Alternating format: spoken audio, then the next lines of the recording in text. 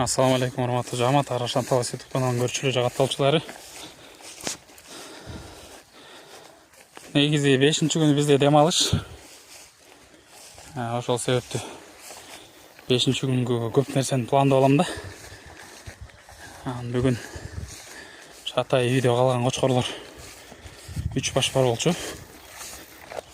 Шумкардын баласы, Ажидастын баласы, анан Француздун баласы. Долларын неберesi. Бүгүн кечке кылган ишим туугандарым, могул жерде мындай тозуп, бияга 17 метр, тууразы 12 метр кылып, ушул жерге кой берип коеюн деп атам да. Бүгүн ушуну пландагам.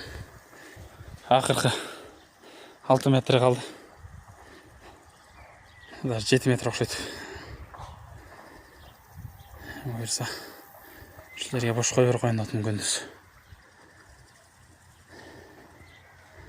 Жайдан үйдө болгон майда чүйдө бар нерселер